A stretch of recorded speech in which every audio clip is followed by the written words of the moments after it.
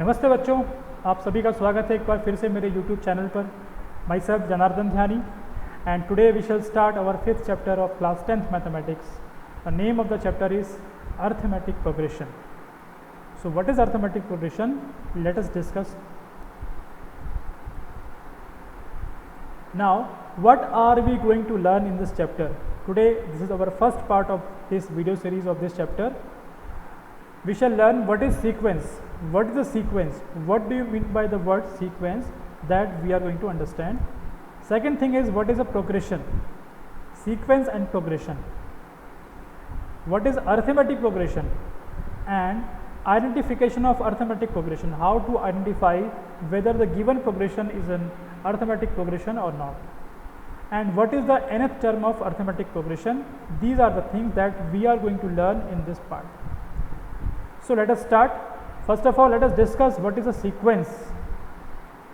Look at these patterns of numbers. You know, 1, 2, 3, 4, 5, 6, 7, 8, and these dots shows that this pattern is the number, the series of number is going on and on. So 1, 2, 3, 4, 5, 6, 7, 8 and so on. Okay. Now another pattern is 1, 2, 3, 5, 7, 10, 11, 12, 13, 17, 19, 20, 23, 29 and so on. So you can see these are the two patterns. हमारे सामने दो pattern दिए हैं। अब इन numbers को, इन series को हम अगर ध्यान से देखेंगे तो इनके अंदर कोई पैटर्न है या नहीं है, ये हम कैसे पहचान सकते हैं? These patterns are also known as sequence. Now what is sequence? Sequence is a series of numbers. When we list some numbers in a series in ascending order or descending order or in any order, we get a sequence. Sequence refers to an arrangement in the particular order in which related terms follow each other. Each number of sequence is called its term. Now what is sequence? Sequence refers to an arrangement in particular order. Like in the first order, first sequence, we have arranged all the natural numbers in ascending order, starting from the very beginning, that is 1, which is the first natural number, and then 2, then 3, then 4, then 5, then 6, then 7, then 8 and so on. So this pattern will go so on. In second pattern we arrange the numbers, but here we have missed some numbers like 1, 2 and 3, then we missed 4, 5, then we missed 6, 7, then we missed 8 and 9, 10, 11, 12, 13, then 14 छोड़ दिया, 16, 15, 16 छोड़ दिए, 17, 18 छोड़ दिया, 19। तो यहाँ पर एक अलग पैटर्न है, बट ये दोनों के दोनों जो सीरीज़ हैं नंबर्स की, ये असेंडिंग ऑर्डर में है और यहाँ पर हमने नंबर्स को अरेंज किया एक असेंडिंग ऑर्डर में। So whenever we are arranging numbers in ascending order और डिसेंडिंग ऑर्डर और in any order, we get a sequence and each number of the order or sequence is called its term. Like in first sequence, the number 1 is the first term of this sequence. This number 1 is the first term of this sequence. Number 2 is the second term of the sequence. Number 3 is the third term and so on. In this series B, we can say that the number 5 is the fourth term because it is coming at fourth place in this series, like 1, 2, 3 and 4. At fourth place it is coming, so the fourth term of this series will be 5, the fifth term will be 7, the first term will be 1. So each number in the series or sequence is called its term. Now what we have to observe, can you find the 100th term of each series? If you are told to find the 100th term of this series, can you find it? Yes, you can find, because as you can see, this is a series of all natural numbers, and without missing any number, we are writing all the natural numbers starting from the very beginning 1. And when this sequence will go so on, at 100th place we will get the 100th term, and that term will be 100. As you can see, the first term is 1, second term is 2, third term is 3, fourth term is 4, fifth term is 6. If the fifth term is 5, sixth term is 6, and similarly we can say that 100th term is 100. Okay. Now let us find the 100th term for this particular sequence, the second sequence. Now look at this sequence. In first sequence we we see that every new number is 1 more than the previous number. 2 is 1 more than 1, 3 is 1 more than 2, 4 is 1 more than 3, 5 is 1 more than 4, 6 is 1 more than 5.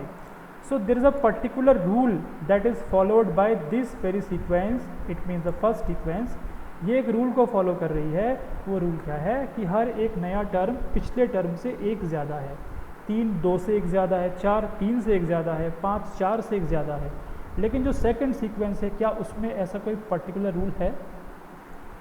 1 + 1 2, 2 + 1 3, 3 + 2 5, 5 + 2 7, 7 + 3 10, 10 + 1 11, 11 + 0, 10 + 1 11, 11 + 1 12, then 12 + 1 13, 13 + 4 17, 17 + 2 19, then +1 20, then +4 23, then +6. It means कहीं पर +1 करना पड़ रहा है नया term लेने के लिए, कहीं पर 3 करना पड़ रहा है, कहीं पर 4 करना पड़ रहा है, कहीं पर 6 भी प्लस करना पड़ रहा है. तो एक पर्टिकुलर कोई फिक्स्ड रूल नहीं है इस सीक्वेंस के अंदर. ये सीक्वेंस है तो असेंडिंग ऑर्डर में, लेकिन एक पर्टिकुलर रूल को फॉलो नहीं कर रही है. The second sequence is not following a particular rule, so that अगर हमें रूल ही नहीं पता उस सीक्वेंस का, उस पैटर्न का, तो हम नेक्स्ट टर्म क्या होगा इसका अंदाज़ा नहीं लगा सकते. लेकिन टर्म 1 जो हमारी सीक्वेंस 1 थी यानी पार्ट ए है, उसमें अंदाज़ा लगाना आसान है क्योंकि वो एक पर्टिकुलर रूल को फॉलो कर रही है. हर बार +1 करने पर हमें नेक्स्ट टर्म मिल जाती है. लेकिन यहाँ पर जो सेकंड सीक्वेंस बी है 1 2 3 5 7 10 11 वाली, इस सीक्वेंस में कोई भी पर्टिकुलर रूल फॉलो नहीं हो रहा है. दैट्स वाई इसके लिए 100 टर्म क्या होगा ये पता लगाना मुश्किल है. Difference between the sequence and the progression. अब जो रूल वाली बात मैंने कही, यही चीज़ सीक्वेंस को प्रोग्रेशन से अलग करती है. किस तरह करती है देख लीजिए. सीक्वेंस क्या है एक बार मैं फिर दोहरा रहा हूँ. Sequence is an arrangement of number in a particular order. Order means ascending order, descending order और नॉट चेंजिंग ऑर्डर. अगर हम बात करें इस सीक्वेंस की, तो अगर मैं 1,1,1,1 यहाँ पर सभी नंबर्स को एक अरेंज करता हूँ, आप देख सकते हैं सभी के सभी टर्म्स इक्वल हैं, तो ये भी एक सीक्वेंस है. हाँ, इस सीक्वेंस में ना असेंडिंग ऑर्डर है ना डिसेंडिंग ऑर्डर है, बट ये सीक्वेंस है. ठीक है, तो सीक्वेंस और प्रोग्रेशन में क्या फ़र्क है ये हम समझते हैं. Difference between sequence and progression. The 100th term of first sequence is 100 because in the sequence each term is 1 more than the previous one. मैंने आपको जैसा बताया अभी कि जो हमारी पहली सीक्वेंस थी उसमें हर एक नया टर्म पिछले वाले से एक ज़्यादा है. तो 100 टर्म सिमिलरली क्या हो जाएगा 100 हो जाएगा, क्योंकि 1 के बाद 2 आया, 2 के बाद 3 आया, इस तरह करते करते 100th प्लेस पर हमारा 100 टर्म जो आएगा वो 100 ही आएगा. But in this sequence second sequence it is hard to find 100 term of second pattern or sequence because the second sequence do not follow any particular rule. Because we don't know the rule of this pattern, so we cannot continue this pattern. तो यहाँ पर इसका क्योंकि हमें rule नहीं पता है, इस सीक्वेंस के लिए हमें रूल नहीं पता है, दैट्स वाई इसको हम आगे कंटिन्यू नहीं कर सकते. तो ये जो रूल वाली बात है यही सीक्वेंस को प्रोग्रेशन से अलग करती है. प्रोग्रेशन क्या होता है? When a sequence, देखिए,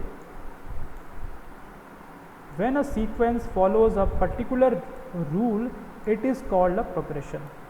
जब हमें कोई सीक्वेंस दी है और वो किसी पर्टिकुलर रूल को फॉलो कर रही है तो वो सीक्वेंस प्रोग्रेशन बन जाती है. जैसे जो फर्स्ट सीक्वेंस है ये एक प्रोग्रेशन है, जबकि जो सेकंड सीक्वेंस है ये प्रोग्रेशन नहीं है. ये सिमिलरली सिंपल सी बात में कहें तो सीक्वेंस है लेकिन प्रोग्रेशन नहीं है. तो प्रोग्रेशन का सीक्वेंस में फ़र्क क्या है? प्रोग्रेशन भी सीक्वेंस ही होती है बट वो एक रूल को फॉलो करती है, जबकि सीक्वेंस ज़रूरी नहीं है कि रूल को फॉलो करे. Every progression is a sequence but every sequence is not a progression. Yes, it is clear कि हर एक प्रोग्रेशन सीक्वेंस तो होगी पर हर एक सीक्वेंस प्रोग्रेशन हो ये ज़रूरी नहीं. अब हमें जो प्रोग्रेशन पढ़नी है वो कौन सी प्रोग्रेशन है? Arithmetic progression. अब ये अरिथमेटिक प्रोग्रेशन क्या है इसको समझते हैं इन एग्जाम्पल्स के ज़रिए. ये कुछ पैटर्न्स हैं, लिस्ट ऑफ नंबर्स हैं. फर्स्ट है 1 2 3 4, then 100 70 40 10. As you can see this first sequence और प्रोग्रेशन और list of number in ascending order है, ये डिसेंडिंग ऑर्डर है. थर्ड वाली असेंडिंग ऑर्डर है. फोर्थ अनचेंज्ड है, इसका हर एक टर्म 3 3 3 हो रहा है. और फिफ्थ वाली क्या है, ये भी डिसेंडिंग ऑर्डर में नेगेटिव नंबर्स की तरफ बढ़ती जा रही है। तो each of the number in the list is called a term, जैसा मैंने पहले भी डिस्कस किया। ये फर्स्ट टर्म है, this is second term, this is third term, this is fourth term of third sequence, it is first, it is second. Given a term can you right the next term in each of the list above. अब जैसे कि dot dot दिखा रहा है कि जो pattern है या फिर सीक्वेंस है ये आगे जा रहा है, क्या हम इस सीक्वेंस को आगे बढ़ा सकते हैं? तो किसी सीक्वेंस को, प्रोग्रेशन को आगे बढ़ाने के लिए उसमें जो छिपा हुआ रूल है, वो पैटर्न है, वो हमें पहचानना पड़ेगा।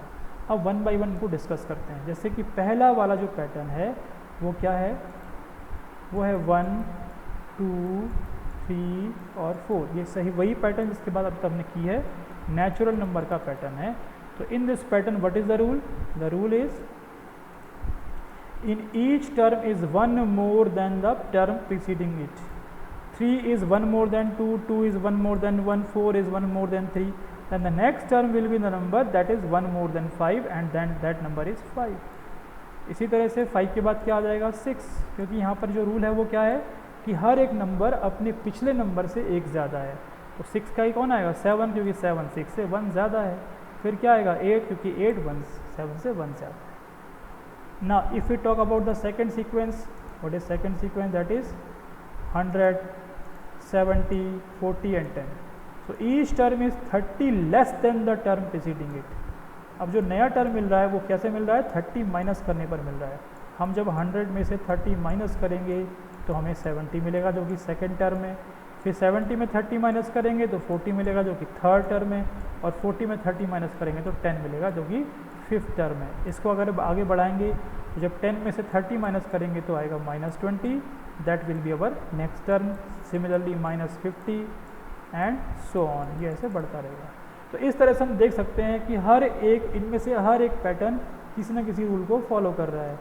थर्ड पैटर्न क्या है? All the terms in the list are 3, each term is obtained by adding 0। सब में 0 ऐड करिए, 3 + 0 3, फिर 0 ऐड करिए 3, फिर 0 ऐड करिए 3, फिर 0 ऐड करिए 3, यानी यहाँ पर 0 ऐड करने पे हमें नेक्स्ट टर्म मिल जाता है। और फिफ्थ में क्या है? Each term is obtained bye -0.5। तो -0.5 ऐड करेंगे तो हमें नया टर्म मिल जाएगा। तो इस तरह से हमने क्या देखा, हर एक प्रोग्रेशन में, हर एक लिस्ट ऑफ नंबर में एक फिक्स नंबर ऐड करने से, बार बार ऐड करने से हमें नए नए टर्म्स उस प्रोग्रेशन के मिलते जाते हैं। यही होती है arithmetic progression. Arithmetic progression is a list of numbers in which each term is obtained by adding a fixed number two the preceding term. Preceding का मतलब पिछली वाली और सक्सेसिव का मतलब आगे वाली। तो जो भी टर्म है वो कब मिलेगी? जब उससे पिछली टर्म में एक फिक्स नंबर को हम ऐड करेंगे, और जिस फिक्स नंबर को हम ऐड करते हैं that is called common difference of the AP. Common difference कहते हैं। Once again, an arithmetic progression is a list of numbers in which a term is obtained by adding a fixed number to the preceding term except the first term.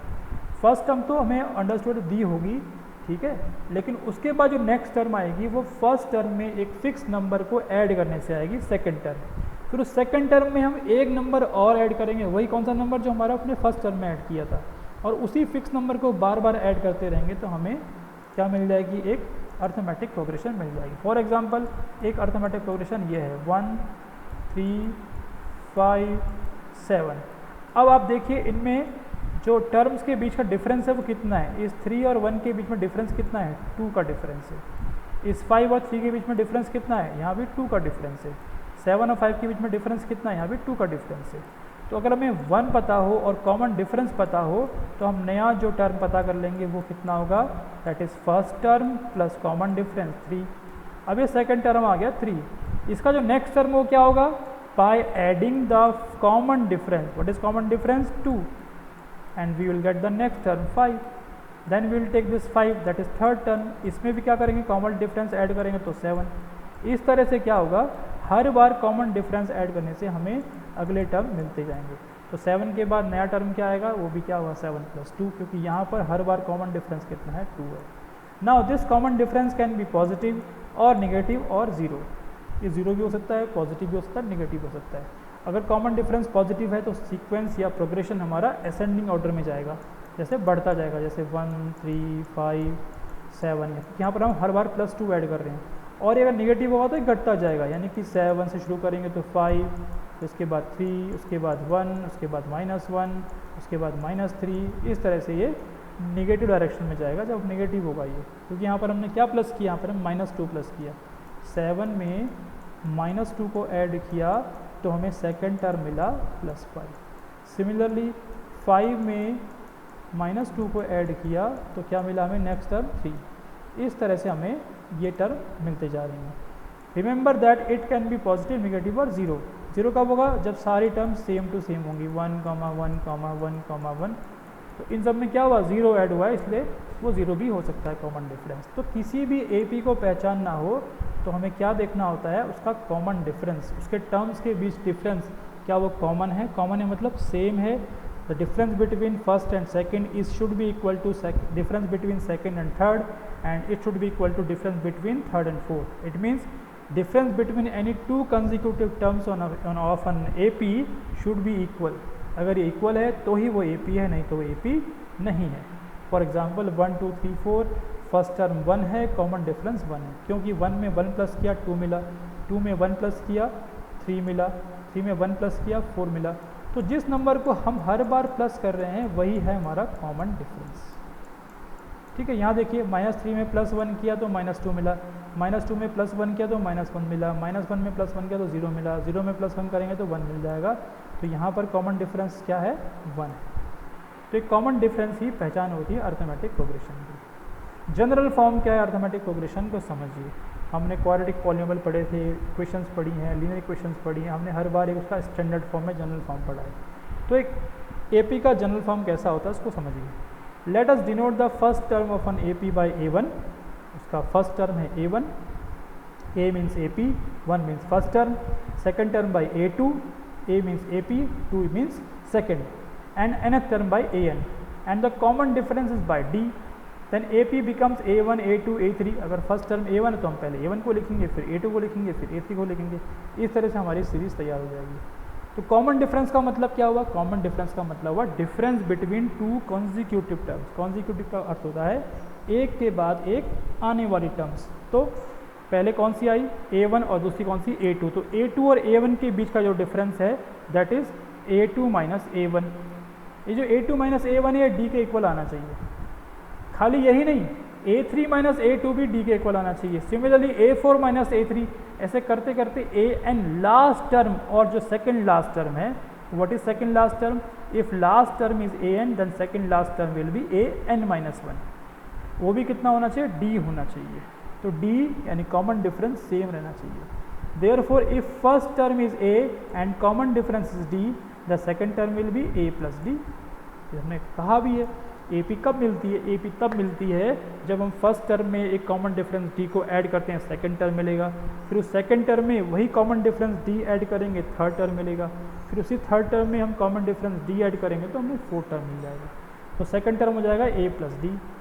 Now what will third term, third term will B second term plus D।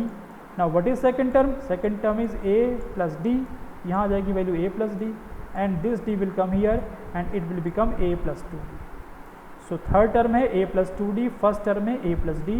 Similarly fourth term क्या होगा, fourth term कब मिलेगा, जब हम third term यानी इससे पहली वाली टर्म में कॉमन डिफरेंस D को ऐड करेंगे। थर्ड टर्म में हमने D ऐड किया, थर्ड टर्म कितना निकला था A plus 2D, इसमें D ऐड किया तो हो गया A plus 3D और सो इस तरह से हमारी AP बन जाएगी।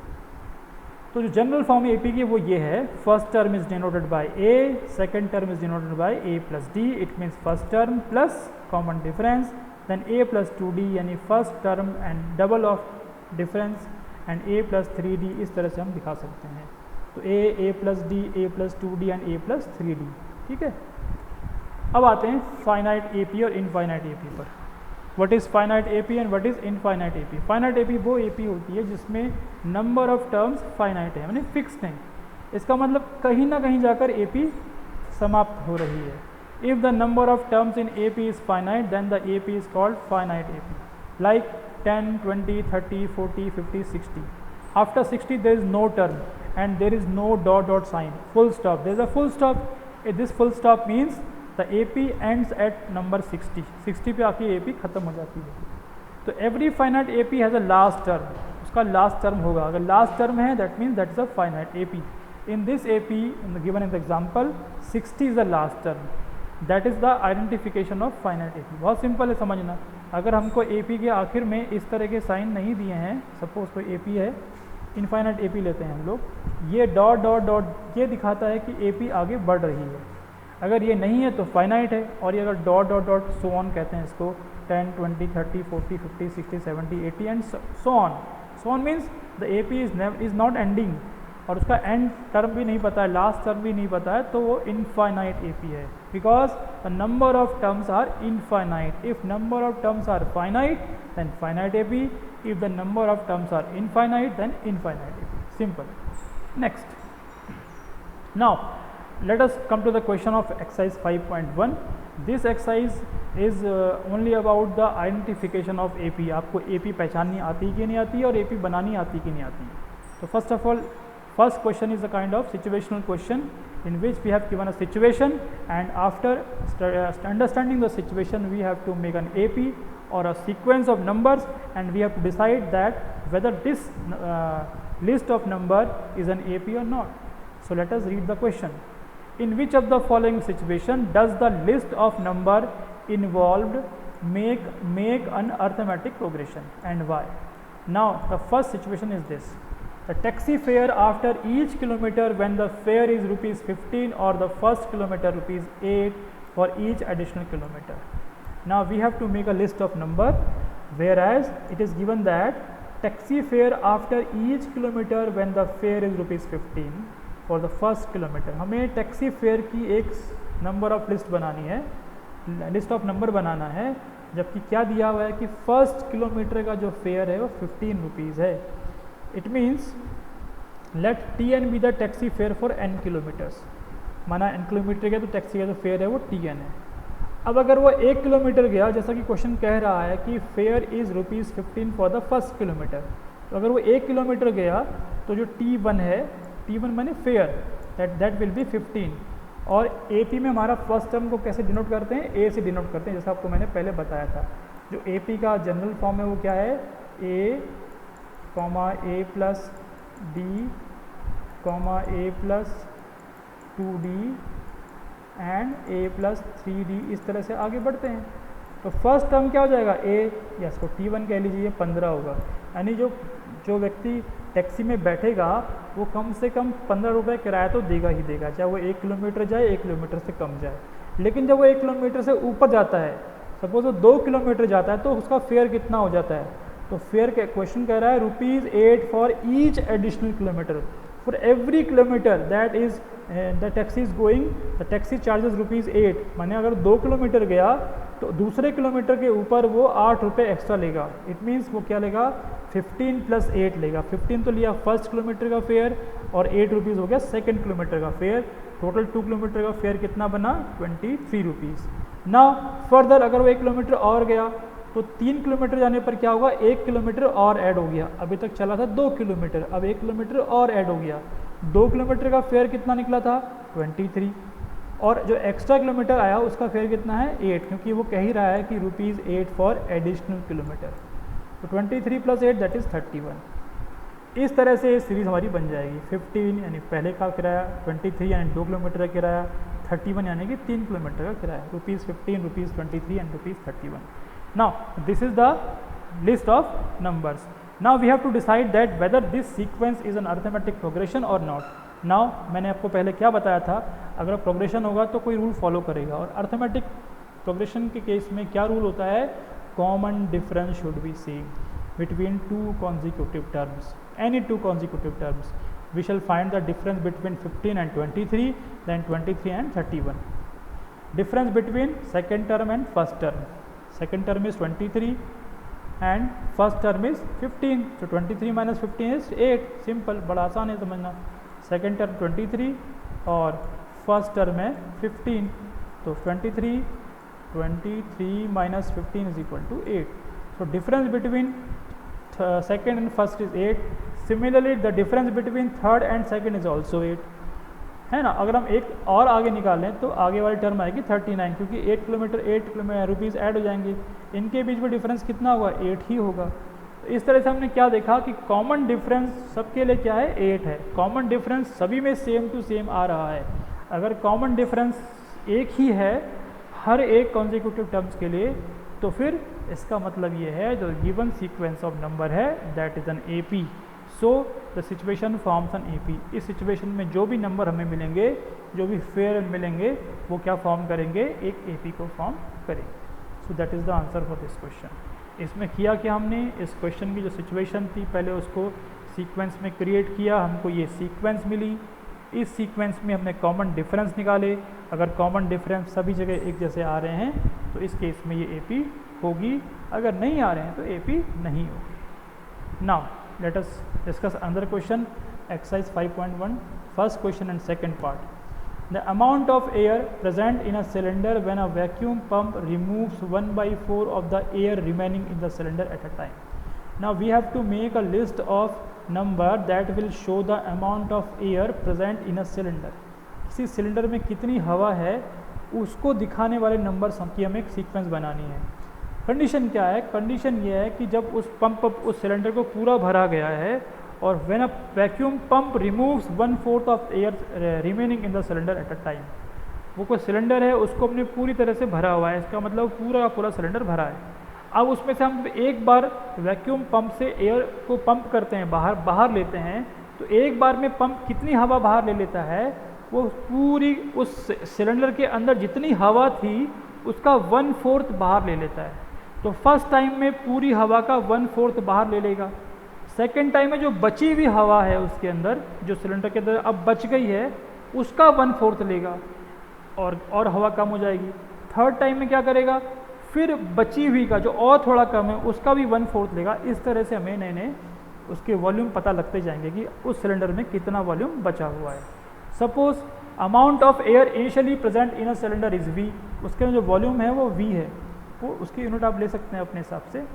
Amount of air left up after pumping out air by vacuum pump, हम जब वैक्यूम पंप से उसको पहली बार में उससे एयर बाहर रिमूव करेंगे या पंप करेंगे तो कितना बचेगा। क्वेश्चन कह रहा है pump removes 1/4 of the air remaining in the cylinder at a time.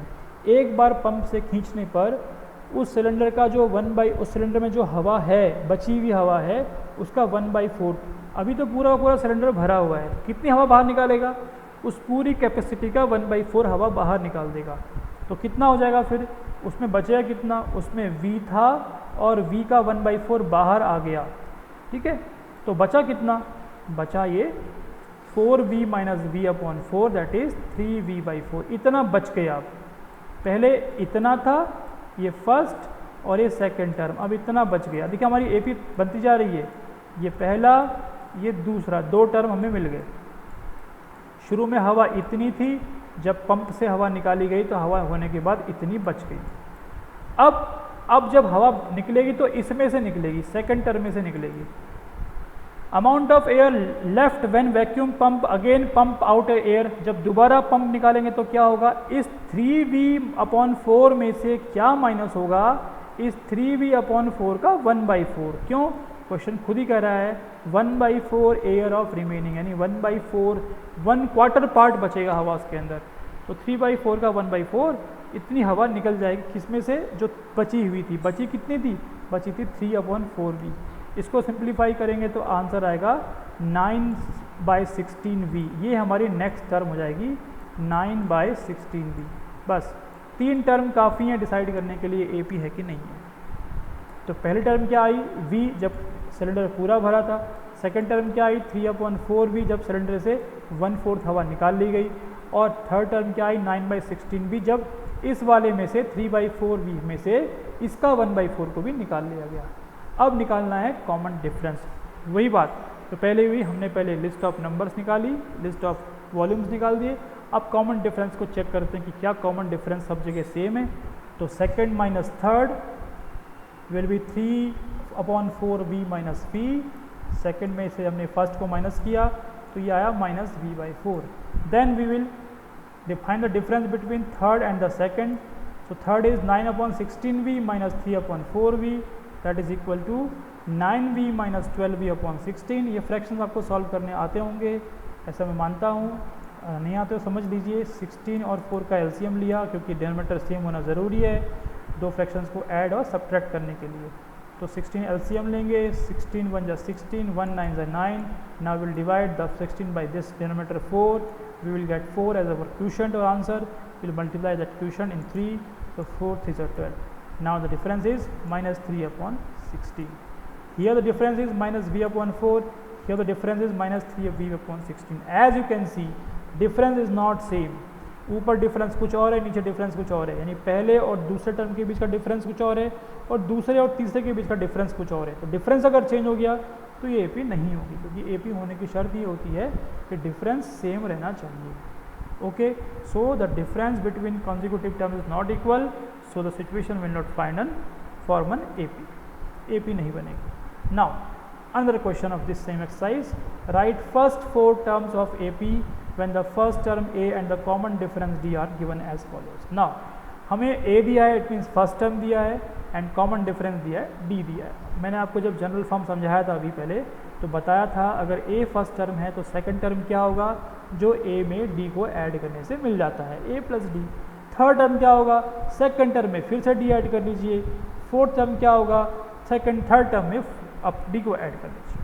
तो if first term is A, second term is D, the first term will B A and D, the second term will B A plus D. Okay, then it will be 10 plus 10 because A is 10, D is 10, 10 plus 10 is equal to 20. ये second term आया। Third term कैसे मिलेगा, इस second term में फिर से common difference को add कर लीजिए। तो सेकंड टर्म में कॉमन डिफरेंस D ऐड किया, सेकंड डिफरेंस हमारा आया, सेकंड टर्म हमारी आई 20, तो थर्ड टर्म क्या आ जाएगी, सेकंड टर्म 20 आई तो 20 में 10 ऐड करेंगे, थर्ड टर्म मिल जाएगी। सिमिलरली फोर्थ टर्म में क्या करेंगे, इस टर्म को 10 से ऐड कर देंगे, ये भी मिल जाएगी। सिंपल है। तो हमारे फर्स्ट 4 टर्म्स क्या हो गए, 10 20 30 40। और क्योंकि आप देख लीजिए 20 माइनस 10 10, 30 माइनस 20 10, 40 माइनस 30 10, सभी टर्म्स के बीच का डिफरेंस कितना है, 10 ही है, और फर्स्ट टर्म हमारी क्या है, 10 है। ठीक है, एक क्वेश्चन और देख लेते हैं। अभी यहाँ पर A दिया है -1.25, D दिया है -0.25। देखो निगेटिव है ना, D कैसा निगेटिव, मैंने कहा डिफरेंस निगेटिव भी हो सकता है और डिफरेंस 0 भी हो सकता है। अब यहाँ पर फर्स्ट टर्म A है, D कितना है, -0.25 है। बिल्कुल वही करेंगे जो हमने पहले किया। सेकंड टर्म के लिए A plus D, third term के लिए A plus D plus D यानी कि A plus 2D, fourth term के लिए A plus 3D, fifth term के लिए A प्लस 5D। तो what is second term, A plus D, -1.25 -0.25 will be -1.50। Third term will B second term plus D। Second term कितना निकली है हमारी, second term ने निकाली ये -1.50। माइनस D क्यों हुआ, आप तो प्लस कर रहे हैं लेकिन D निगेटिव है ना, तो -1.50 प्लस D कैसा है, D निगेटिव है, -0.25 है। तो जब ये माइनस और प्लस ब्रैकेट खुलेगा तो ये दोनों क्या बन जाएंगे, माइनस ही बन जाएंगे, प्लस माइनस माइनस 0.25। इस तरह से ऐड करेंगे तो -1.7 आएगा। दोनों क्वांटिटी नेगेटिव क्वांटिटीज़ हैं, -1.50 और -0.25 दोनों नेगेटिव हैं तो ऐड हो जाएंगी, लेकिन साइन क्या रहेगा, नेगेटिव रहेगा। फोर्थ टर्म थर्ड टर्म में D को ऐड कर दीजिए, -1.75 -0.25 इट विल इक्वल टू -2.00। तो A भी इस तरह से बन जाएगी। जो पॉजिटिव नंबर से शुरू हो रही है, लेकिन नहीं नेगेटिव नंबर से ही शुरू हो रही है, यहाँ पर एक माइनस छोड़ दिया है, नेगेटिव नंबर से शुरू हो रही है और आगे नेगेटिव की तरफ ही बढ़ती जा रही है, क्योंकि D कैसा है, D नेगेटिव है। तो अगर D नेगेटिव है तो जो सीरीज़ है वो डिक्रीजिंग ऑर्डर की तरफ जाएगी। Now another question, that is third question of this exercise. For the following APs right the first term and the common difference. अब हमें AP दिया है, common difference of first term निकालना है। ये AP है 3 1, -1, -3, ये AP दे रखा है, हमको दिया हुआ है। उसका फर्स्ट टर्म तो बड़ा आसान है, सबसे पहले आया है वो फर्स्ट टर्म हो जाएगा A। What is common difference, common difference कब निकलता है, जब हम सेकंड को फर्स्ट से सब्ट्रैक्ट करते हैं। तो डिफरेंस हो जाएगा second term minus first term, या आप थर्ड से सेकंड को कर लीजिए या आप फोर्थ से थर्ड को कर लीजिए, कोई भी दो कंसेक्यूटिव टर्म लीजिए, उनके बीच का अंतर निकाल लीजिए। तो हमने लिया सेकंड और फर्स्ट को, सेकंड टर्म कितनी है हमारी 1, सेकंड टर्म है 1 और फर्स्ट टर्म है 3, तो हमने इनके बीच का डिफरेंस लिया 1 - 3। तो 1 - 3 is equal to third term minus second term. Third term कितनी है -1 और सेकंड टर्म कितनी है 1, तो -1 - 1 आप चाहे इसको सॉल्व कीजिए तो भी -2 आएगा और इसको सॉल्व कीजिए तो भी क्या आएगा -2। तो कॉमन डिफरेंस क्या हुआ -2, कॉमन डिफरेंस नेगेटिव आया, इसलिए हमारी सीरीज वो नेगेटिव की तरफ जा रही है, यानी कि डिसेंडिंग ऑर्डर में आगे बढ़ रही है। जब भी कॉमन डिफरेंस नेगेटिव आएगा जो हमारा जो प्रोग्रेशन है वो क्या होगा, नेगेटिव डायरेक्शन में जाएगा, यानी कि डिक्रीजिंग ऑर्डर में जाएगा। एक पार्ट और समझते हैं इसका, 0.6, 1.7, 2.8, 3.9, ये 4 टर्म हमें दी हुई हैं। फर्स्ट टर्म तो दिख ही रहा है, सबसे पहले जो टर्म है फर्स्ट टर्म है 0.6। अब निकालना है कॉमन डिफरेंस, तो आप सेकंड टर्म में से फर्स्ट टर्म को माइनस कर देंगे। तो 1.7 सेकंड टर्म है, ये सेकंड टर्म है, इसमें से फर्स्ट टर्म को माइनस कर दीजिए, तो ये हो गया 1.7 minus 0.6 and that is equal to 1.1। ठीक है ना, 1.7 में से 0.6 माइनस करेंगे तो 1.1। 1.1 ही कॉमन डिफरेंस है 1.7 और 2.8 के बीच, 2.8 और 3.9 के बीच। आप चाहे तो उसको चेक कर सकते हैं, क्योंकि उसने खुद ही पहले कहा है कि ये AP हैं, तो हम ये मान गए हैं कि फर्स्ट टर्म सेकंड टर्म का difference is equal to second term third term का difference is equal to third और फोर्थ के बीच का डिफरेंस। तो कॉमन डिफरेंस निकालने के लिए आप कोई भी दो ले लीजिए जो कॉन्जिक्यूटिव हो, लगातार हो। ऐसा नहीं कि आपने पहला और तीसरा ले लिया, नहीं, आपको पहला दूसरा, दूसरा तीसरा, थर्ड फोर्थ, फोर्थ फिफ्थ, इस तरह से टर्म लेनी पड़ेंगी कॉमन डिफरेंस को निकालने के लिए। चलिए आगे बढ़ते हैं फोर्थ क्वेश्चन पे। Which of the following are APs if they form an AP, find the common difference D and write 3 more terms. यहाँ पर भी वही काम है जो थर्ड क्वेश्चन में हमने किया, लेकिन एक काम बढ़ा दिया गया है। वो क्या है कि हमको अगली 3 टर्म्स भी निकालनी है कॉमन डिफरेंस D की हेल्प से। 2, 4, 8, 16। सबसे पहले हमें पता करना है कि AP है कि नहीं है। तो AP के लिए क्या करना होता है, हमको कॉमन डिफरेंस देखना होता है। Here first term is 2, second term is 4, third term is 8। Common difference क्या हुआ सेकंड और फर्स्ट के बीच, 4 minus 2, because the second term is 4, ये 4 है और ये 2 है फर्स्ट टर्म, इनके बीच का डिफरेंस है 2। Difference between third term and second term, third term में 8 और सेकंड है 4, 8 माइनस 4 क्या है 4। अब देख लीजिए आप, यहाँ पर डिफरेंस 2 आया, यहाँ पर डिफरेंस 4 आया, दोनों जगह डिफरेंस अलग आया। डिफरेंस अलग आया इसका मतलब ये AP नहीं है, this is not an AP because the difference is not same. It is not an AP because difference between consecutive term is not equal. तो अब जब ये AP ही नहीं है तो अगले 3 टर्म पता करने की आवश्यकता इसमें नहीं रहती है। एक क्वेश्चन ये देखते हैं, fifth question, 3 plus root 2, 3 plus 2 root 2, 3 plus 3 root 2। ये एक टर्म है 3 प्लस 2 रूट 2, ये जो है ना दिख रहा हमको, ये एक टर्म है, ये एक टर्म है और ये एक टर्म है। तो ये फर्स्ट टर्म, ये सेकेंड, ये थर्ड, ये फोर्थ। तो A तो दे दिया हमको इसने, पहला टर्म। अब डिफरेंस निकालते हैं पहले और दूसरे और पहले के बीच में। तो दूसरा टर्म क्या है, 3 plus 2 root 3 plus under root 2 minus 3, because first term है -3। तो ये 3 से -3 कट जाएगा, क्या आंसर आएगा, अंडर रूट 2 आएगा। अब डिफरेंस निकालते हैं थर्ड और सेकंड के बीच में। तो थर्ड और सेकंड का डिफरेंस कितना आया, तो थर्ड है 3 plus 2 root 2 minus 3 plus 2 root 2। जब ये ब्रैकेट खोलेंगे तो 3 प्लस 2 रूट 2 तो ऐसा का वैसा ही रहेगा, ये -3 हो जाएगा और ये माइनस रूट 2 हो जाएगा। अब देखिए 3 में 3 कट गया, because 3 positive 3 negative, 2 root 2 and minus root 2, तो ये हो जाएगा root 2। 2 root 2 minus 1 root 2 is equal to root 2। यहाँ भी रूट 2 आया, यहाँ भी रूट 2 आया। आपने क्या देखा, कॉमन डिफरेंस रूट 2 सेम है। आप चाहें तो अगले का भी निकाल सकते हैं, ठीक है। कॉमन डिफरेंस सेम है, that's why this will form an AP। ये क्या बनाएगा, एक AP को बनाएगा, ठीक है। आगे बढ़ते हैं, एक और क्वेश्चन लेते हैं। इसका 11th पार्ट है, इसमें बहुत सारे पार्ट्स हैं, मैंने कुछ पार्ट्स ले लिए हैं समझाने के लिए। A square, A³ and A4 एक सीक्वेंस है, ये AP है कि नहीं है। हर बार हमने वही काम करना है, second term first term, second minus first, third minus second, fourth minus third, इस तरह करके चलना है और ये देखना है कि क्या सभी जगह D सेम आ रहा है। Now difference between second and the first term, second is A square, first is A, so A square minus A। थोड़ा सिंप्लीफाई किया इसको, A कॉमन ले लिया, A इंटू A माइनस 1 हो जाएगा। Difference between third term and second term, what is third term A³, what is second A square, तो A³ minus A square, okay. अब इन दोनों में A स्क्वायर कॉमन लेंगे अगर, तो अंदर क्या बचेगा, ये माइनस यहाँ पर नहीं है।